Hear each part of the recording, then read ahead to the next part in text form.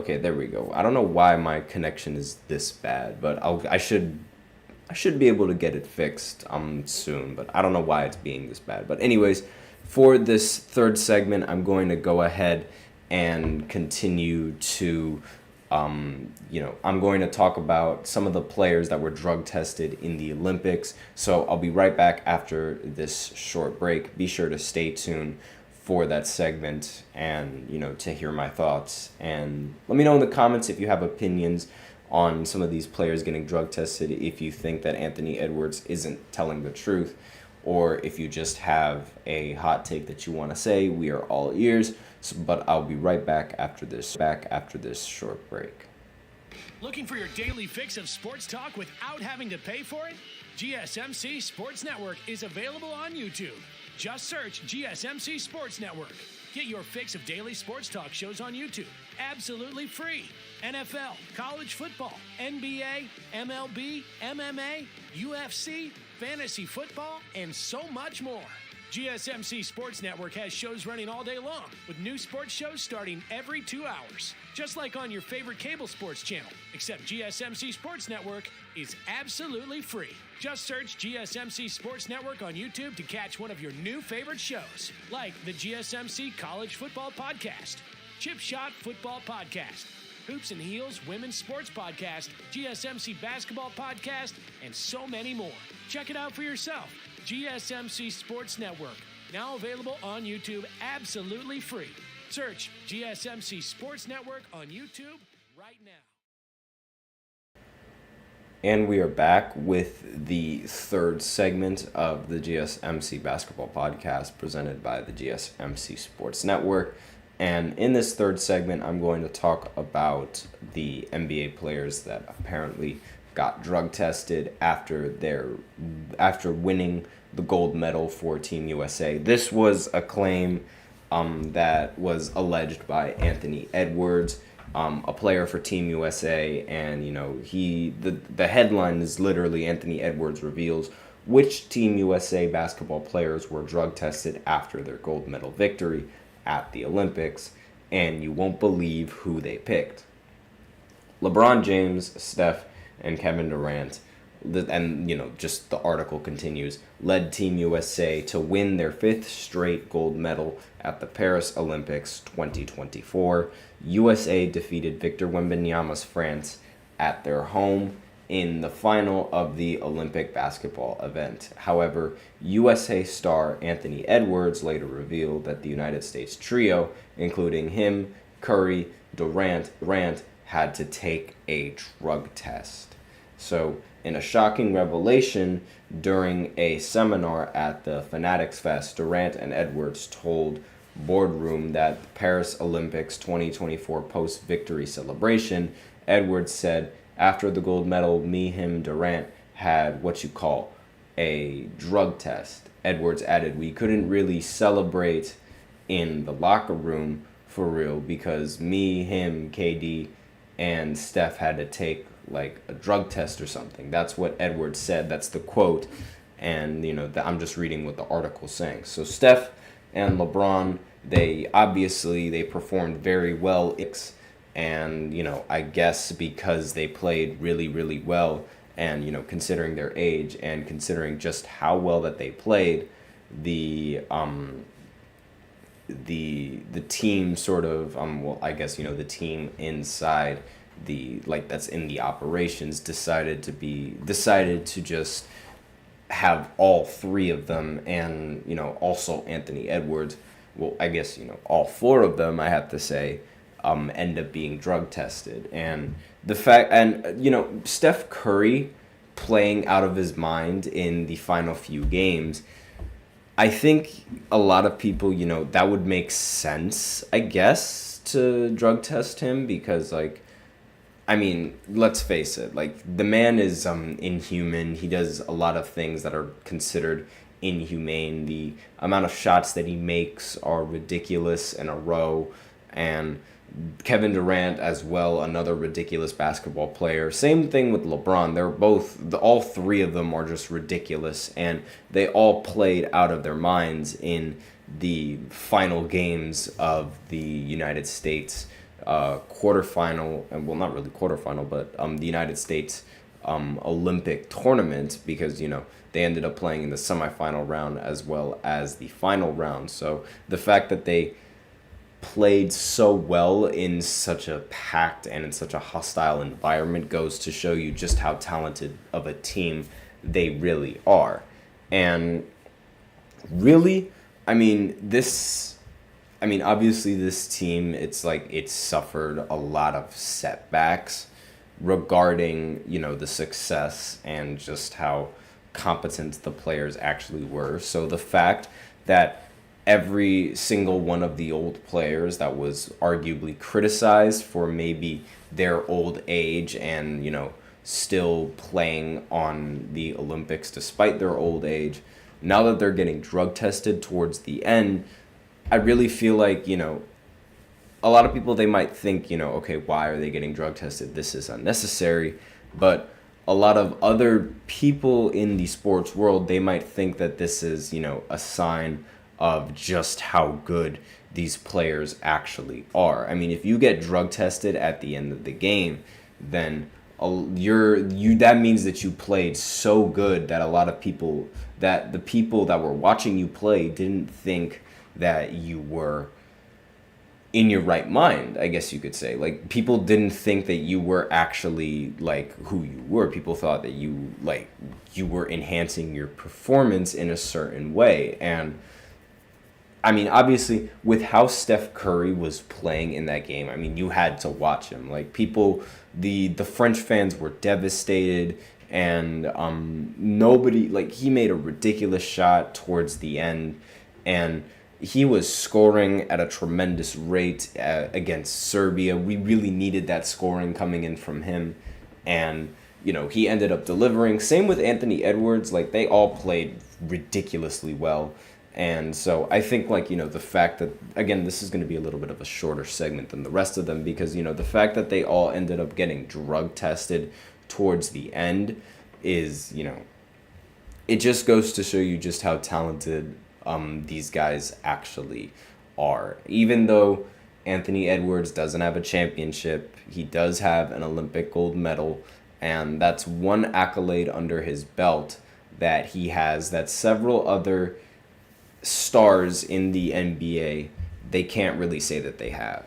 So the fact that he has one, the fact that he ends up winning one in his first trip to the Olympics, just, it's very impressive. And the fact that he also ends up getting drug tested towards the end of it is all the more impressive. So that's all that I have on this segment. So now I'll go ahead and go into the fourth segment, where I talk about the possibility of LeBron and Steph Curry hinting at something on Instagram. Again, this is just a possibility, so I'm just going to be talking a little bit about this in the fourth segment right after this short break. So I will be right back.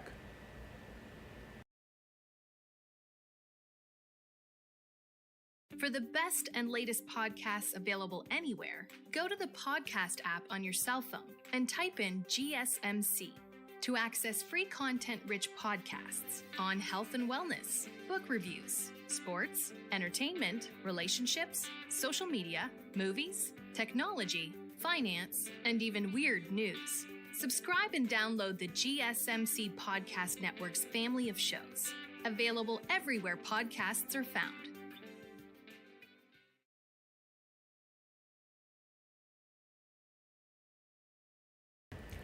And we are back with the fourth segment of the GSMC Basketball Podcast presented by the GSMC Sports Network.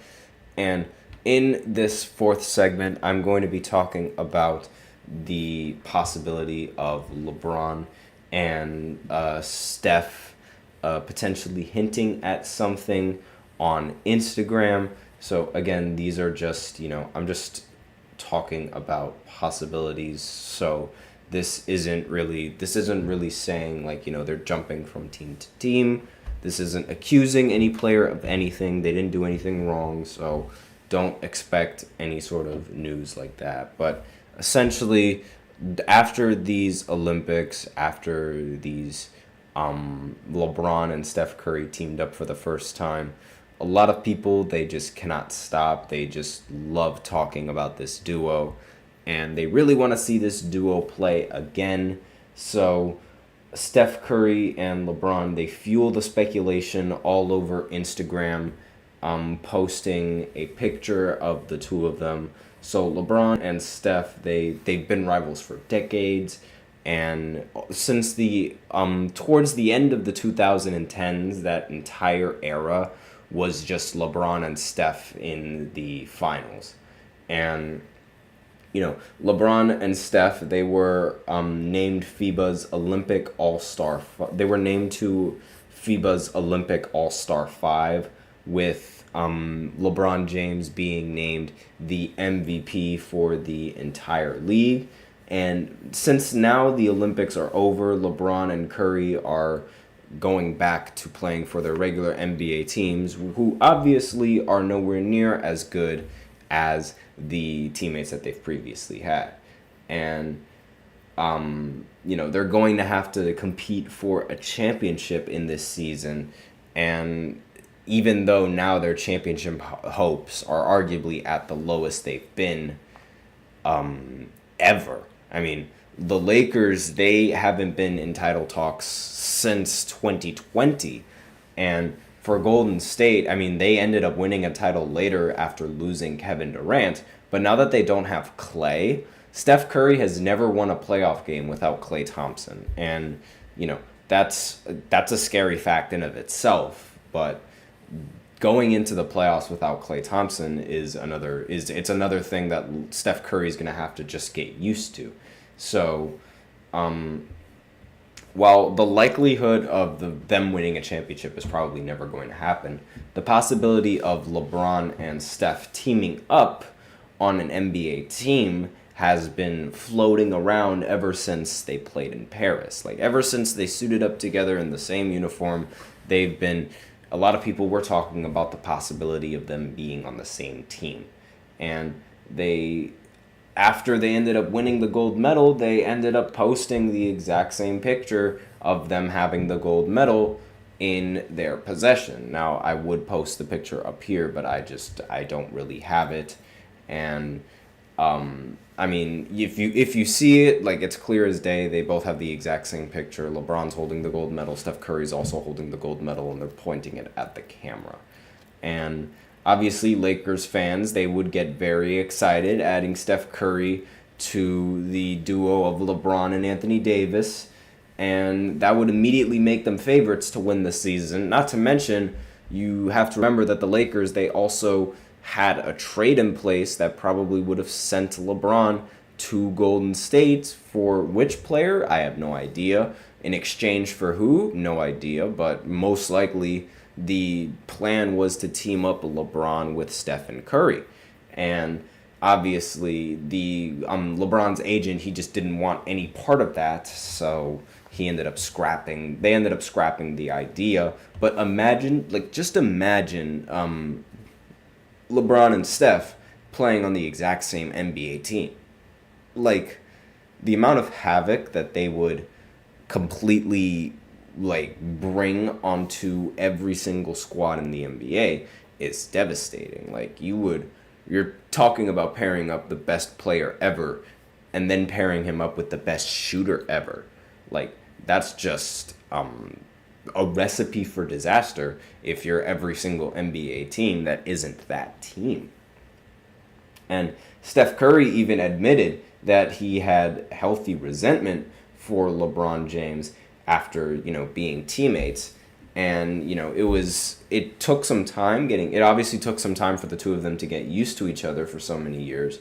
But before teaming up on Team USA, Curry, when they were meeting in the NBA Finals year in after year, Steph Curry, he felt bad for beating LeBron all those times because, let's face it, the Warriors, they had a much better squad than the Cavaliers in those years when they were fighting for a championship. And Curry, through all of those years, there's obviously respect for who he is as a person and a player, and how good he is. and the challenge of trying to beat him and trying to solve that problem every single year.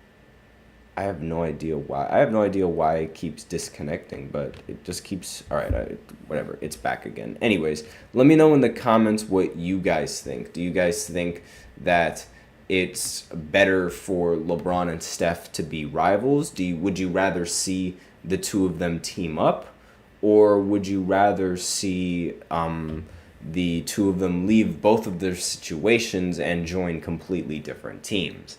Like, would you like to see a completely different change in scenery for LeBron, or would you like to see a completely different change in scenery for Steph, similar to how Klay Thompson is having a change in scenery? Like, which would you rather have? And, I mean, me personally, I wouldn't mind seeing the two of them play on the same team. It would be very interesting to see just how amazing and just how great the two would team up now that they would be on the same team. But again, let me know in the comments what you guys think. If you guys think, that's just blasphemous, would you rather not have that happening? But other than that, we're going to go ahead and go into the fifth segment, where I talk about a player who I think does not deserve a MVP in their specific year. And a lot of people, they really like this player. So again, this might ruffle a couple people's feathers, but again, this is my opinion. If you guys have differing opinions, let me know in the comments section below. And I'm going to go ahead and talk about this player right after this break. So be sure to stay tuned to figure out exactly who that player is.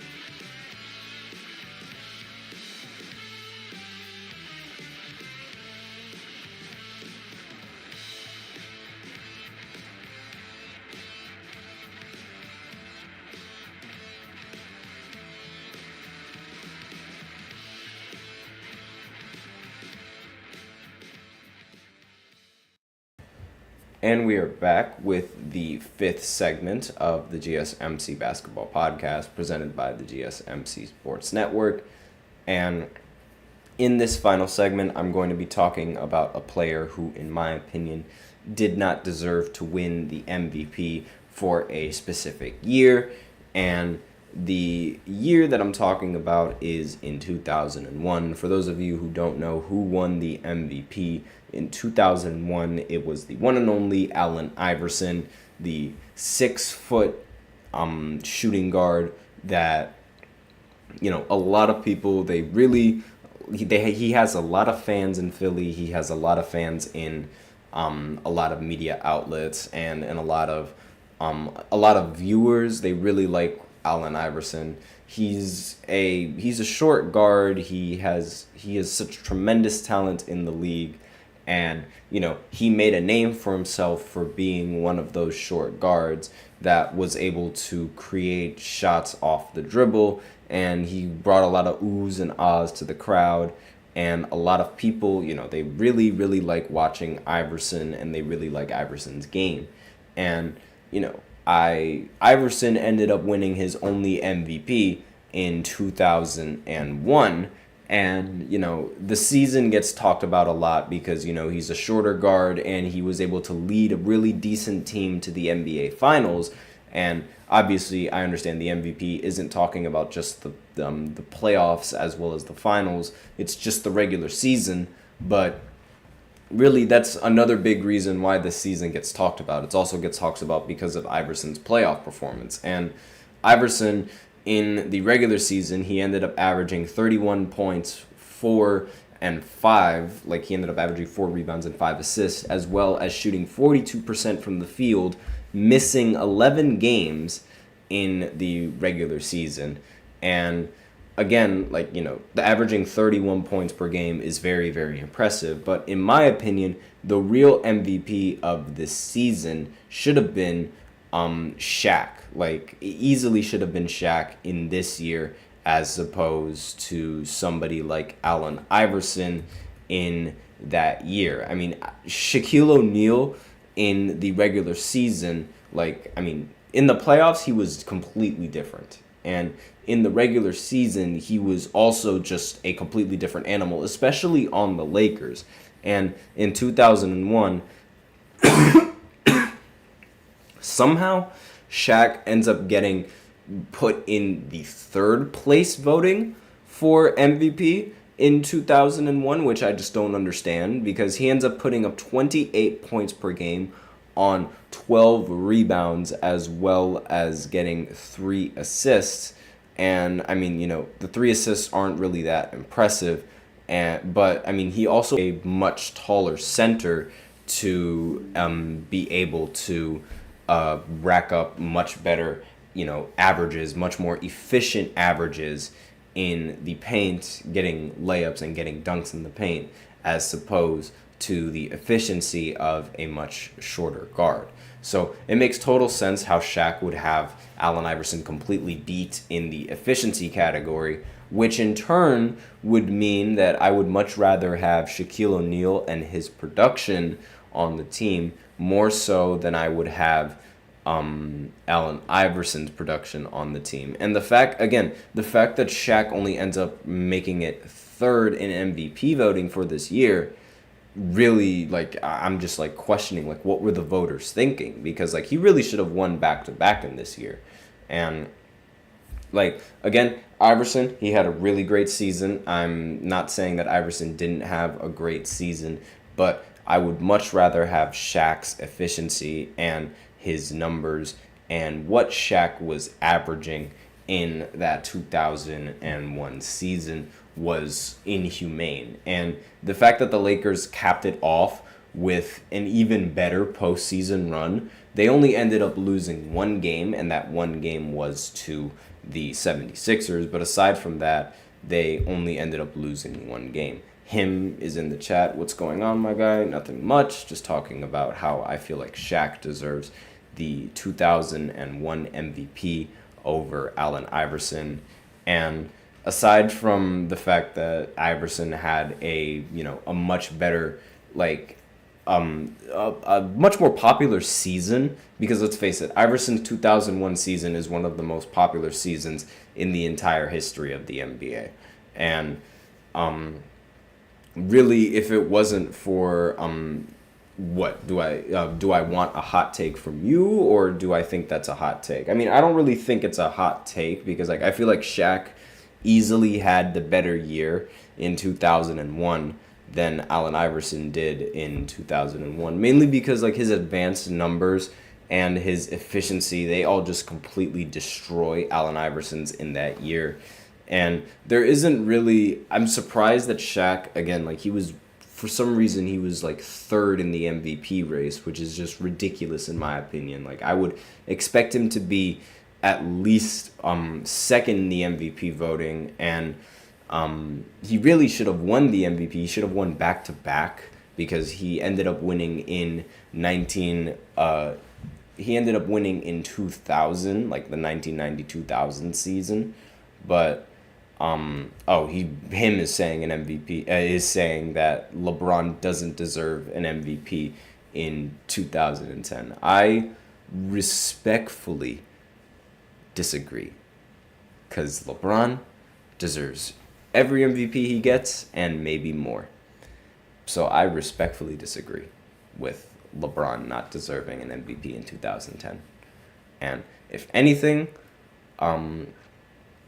he should have won in 2010, should have won in 2011, and should have continued to win until he was 90.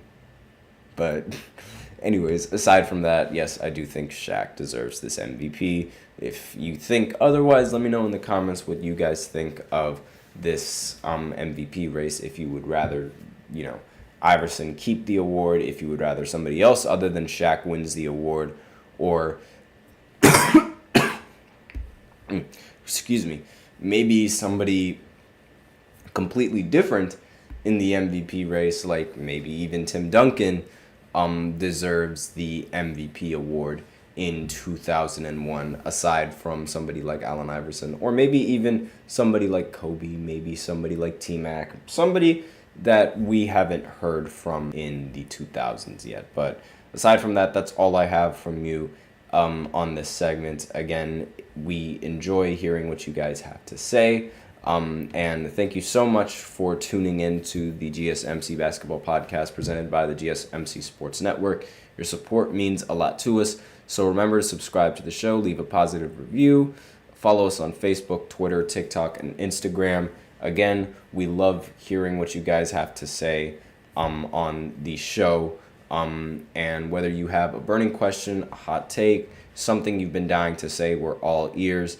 And we do love to keep the conversation going. If you really want your comments to get featured on the show, you could use Super Chat, and it definitely will get featured on the show. It's a great way to support the channel as well. If Super Chat isn't really your thing, then you can always use the link displayed below the ticker and use gsmcpodcast.net if you really want your comments to get noticed by the show. We're so grateful for every single bit of support.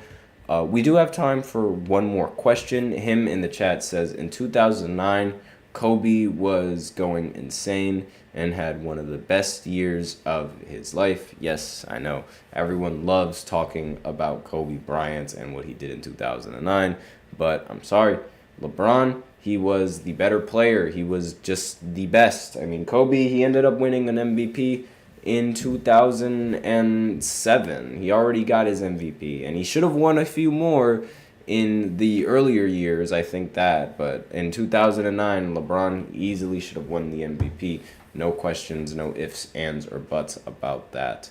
And I mean, when you look at LeBron's averages in 2009, LeBron was just on a completely different level than a majority of NBA players. Like, I'm looking at his numbers right now. LeBron averaged, he played in every single game in 2009.